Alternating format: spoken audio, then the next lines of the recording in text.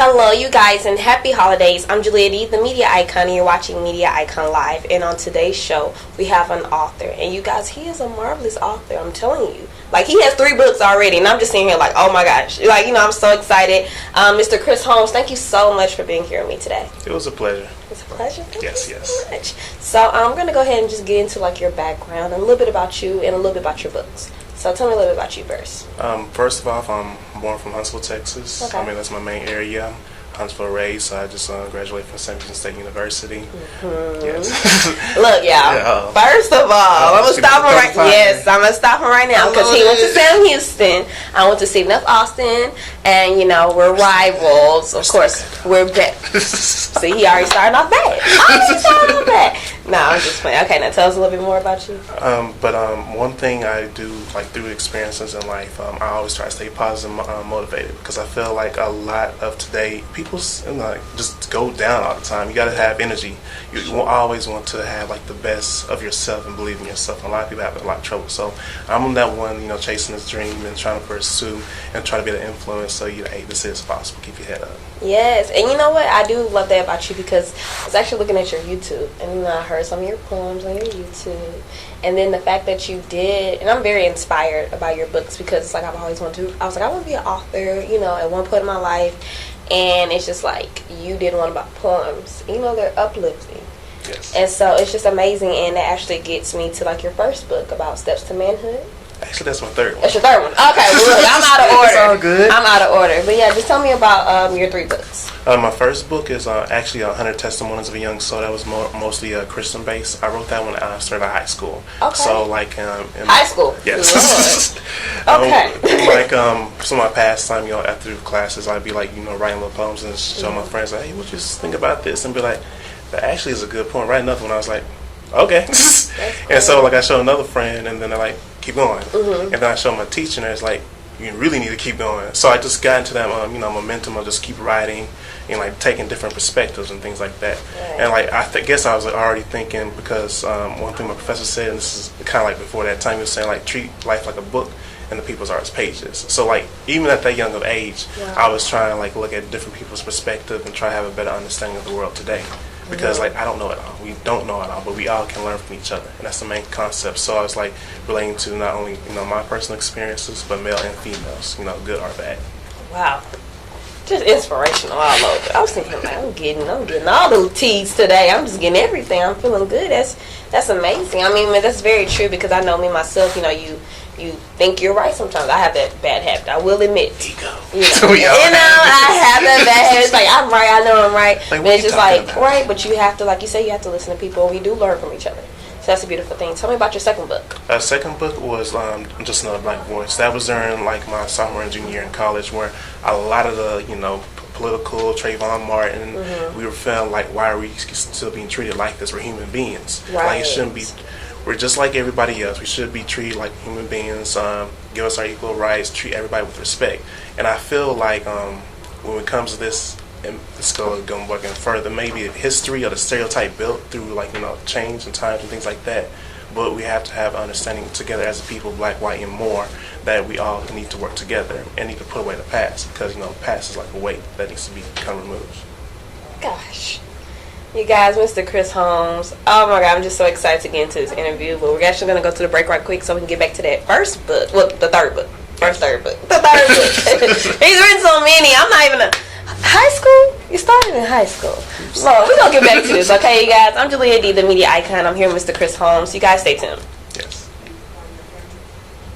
Alright, you guys, welcome back. You're watching Media Icon Live, and I'm your host, Media Icon, and I'm still here with the marvelous author, ChrisHolmes. Yes. Now, we left off on your second book. Tell me a little bit about your third book. The third book is a complete story until this point. But Steps to Manhood was on a cover, as you can see. Mm-hmm. It has my head held down, but just like the title is when you're growing up to be a man, you face obstacles in life. Wow. So as I face these life obstacles, I gain wisdom, but I'm still growing. So it's from high school to this point after graduation, and trying to mold to become this person that I'm meant to be as a leader to for the people, community, and much more. Okay, and oh my God, you're just amazing. Really, you are, seriously, because it's just I'm really stuck on this high school. You started in high school. What actually just inspired you to start writing? I mean, I know, you're saying, you went to your friends, your professors, your teachers, and they're like, keep going, but what book made you start writing? Is there a book out there? Yes, one of the books that really inspired it was from my favorite artist, Tupac Shakur. The Rose That Grew From Concrete was the book. He had a book of poems, but I like listening to a lot of lyricists. I'm a big hip-hop fan, so we're talking about Tupac, Nas, Lupe Fiasco, Rakim, the original. Yeah. So I go down history because, I believe that you got to know where you came from to get where you need to be. Where you're going. And I feel like a lot of times people forget the original, but if you wouldn't get to this point in music today, if you didn't have them roots. That's true. It's very true. Tell me about your process with writing. Do you sit in the room, put on the music, put on your Tupac, or put on any type of music? What is your process like? Mainly just living life. Or of course I put on my music sometimes, get inspirational, but you'd be surprised, just going outside, having your own life experiences, jumping and having a leap of faith, doing some things new, you get new experience, and then on top of that, listen to people's stories. And so with every the experience I get, I try to melt that down in the art form of poetry so it can relate to somebody in the future or down the line.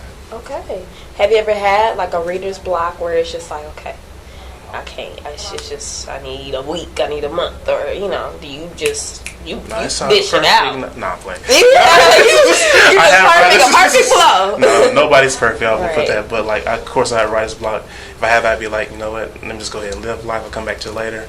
And you'd be surprised. It just happens. I'd be man, I can't think of what to say, and then all of a sudden just drive and be oh, let me come back to a park spot and start writing it out. And I go old school, so I just pen and paper and just write it down. No tablet, no. I use a combination, but I like the old school. It's just more of a natural feel to me when I use that. Okay, so what's one thing you have to have in the room when you're writing? One thing, oh man, this I need this right here, or I need this right here. I need this room to be dim, lights bright on. I need to be outside. What's one thing needs to happen while you're writing? Preferably I put this quiet. It's a time to myself just to really think, no outside influences, so I can really just be let the thoughts come and just go with it and just just go with the flow. Okay. I want to ask you, what was the hardest thing you've ever written?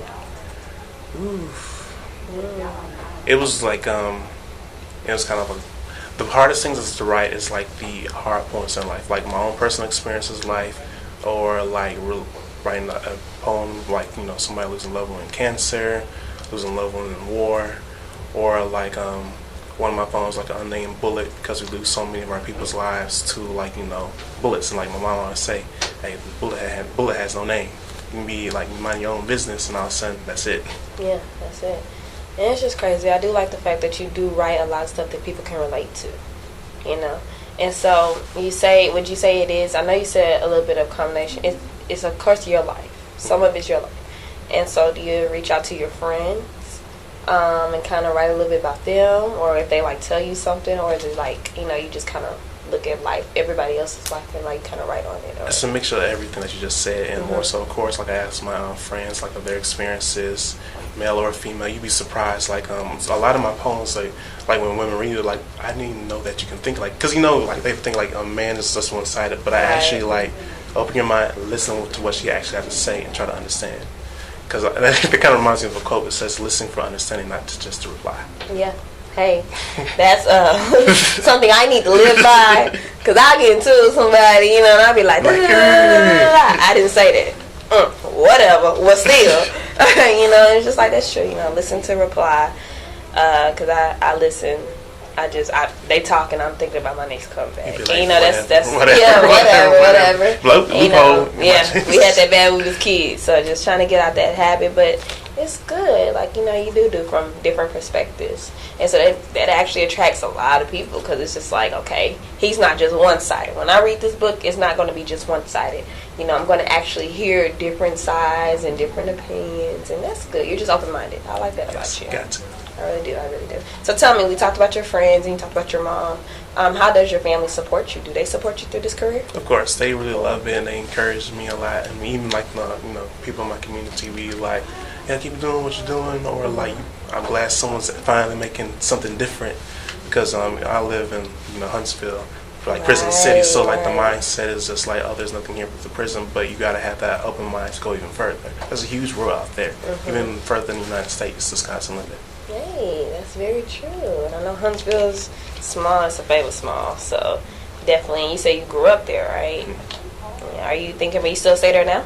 Yes. Still there? Are you thinking about living out in the city at all? Yes, Yeah, yes and no.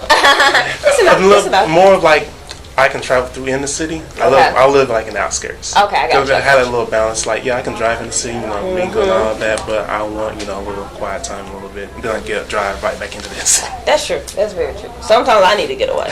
Hello? From Houston. Lord. I need to get away. Nah, but okay. Tell me about Steps to Manhood. How long did it actually take you to write this book? Ooh. Let's say like 5 or 4 months. It's not long. I'd be having my God. But like the longer process is getting it published, and then I had to, get my best. Oh yeah, shout out to Chris Hamilton. He did the shoot for this. Oh, okay. So like he did the cover design for that. It's a really nice cover too. Yes. So tell us, where can we find these books? All these books can be found on Amazon. You just search in the title, and my name will pop up. The first one's 100 Testimonies of a Young Soul. The second one is Just Another Black Voice, and of course the third one is this, like Steps to Manhood. And you just like type that with Amazon, and everything will pop up. Okay. So how many days, when you said 5 months, 4 to 5 months, do you go day to day to day? Or is it kind of like, I know you say you come back to it and stuff like that, or? It's just like, depends like on my mindset. Like it can be day to day, or it can be like a little bit laid off. Just depends what's going on, but there's constant material that's always going through my head. Sometimes it'd be like, let me just start off. Right? I'm trying to say, I'm like, I know so much goes on in the world, and it's like, you might want to just stop and be like, because you're just such a positive person. Tell me, I know you've been so positive, but tell me about a downtime that might have happened throughout your whole author career. Ooh, that would be it before I even got into college, because it's like I faced the obstacles. Like I wanted to go straight out of high school to college, but I had a major obstacle, so I had to wait. And I was like, everybody's going to college. If you're going to be like, so what are you doing now? I'm like, in my mind, I'm like, be patient, be patient, be patient. Exactly. But you have an outside influence, like, what are you doing? And I'm like, be patient, be patient, be patient. That's true. That's true. But I'm glad you got through it, though. Yes. That's always good. With somebody that's actually just kind of struggling with life, first I want to ask you this. I want to ask you, with somebody that's struggling through life, what can you tell them? Just life in general, because you're just so positive, and your book gives out this positive vibe. And then I want to ask you, what can you tell a young author that's trying to get to where you are? But we're going to go with the first question first. For a person that's facing options of life, I would say take the life challenges you face not as it's got a downside, but something that can motivate you to overcome. Because life is going to throw you challenges, but don't let those challenges be something just to mold you down. Let that be a learning lesson. You got to learn from that. I mean, the thing about life is you learn from mistakes. So you're going to bump your head. You got to take that leap of faith into fear. I mean, you can be in a financial situation, but you always got to be positive. But okay, what did I do this time that hurt me to put me in a situation? What can I do better? Ask questions from different people. Research. Read the books. Oh my God, people read books. Yes. You'd be surprised what all information is in books. And I know the stereotype is we don't read books, but you know how much powerful that we can be if we actually obtain this knowledge and then spread it to different people. Right. Don't just keep that to yourself. I can put everything that I do, but eventually, the torch is going to be passed. Right. So while I'm getting all this information, I'm just here, and it's growing from that. That's amazing. It's really amazing. And what can you tell a young author that's trying to get to where you're at? Just be yourself. Write what you believe in. You're going to face a lot of criticism in the beginning because you're different. Because everybody's story our perspective is not the same as yours. So when you write, just write how you feel. Always learn from look for your most influential authors that you look up to, and kind of learn from them, but always be yourself and just write from it. Okay, you guys, y'all, ChrisHolmes, so inspirational. Seriously, what can they find you at, social media wise and all this stuff? Everything. What is it? The main ones are Twitter is CHolmes_, Instagram CHolmes 2 underscores. Pretty much all that, and then my website is www.yourvoicessoulproductions.com. Okay. And now tell me one more thing. I want to know, when did this one come out? Your last one, your third one? That was right around graduation. So graduation, right before August area. Yeah. Okay. Now you worked. Look, because 45 minutes. You might be about to come out with another one for all I know. You'd be surprised. Like, were you about to say, am I working on something like that? Mm-hmm. No, what are you working on right working now? on a mixture of a lot because I'm a poet, so I'm looking for like more open mic events. I just learned about the engine room. I also do like photography and all these other things and music as well. So anything like entrepreneurship, I try to learn and then try to put into a craft that I have passion for and try to excel because I don't like job structures because they're capped off. Right. A man that can do it all. All right, ladies. I see y'all watching. No, but we'll be right back. I'm here with Mr. ChrisHolmes, author. Yes. Stay tuned. MediaEyecon Live. Alright, you guys, welcome back. Julia D here, the MediaEyecon, and I'm still here with Mr. ChrisHolmes, author, you guys. Author, yes. Marvelous author, like I keep saying. Yes. Because you really are wonderful and so inspirational. Thank you. Thank you.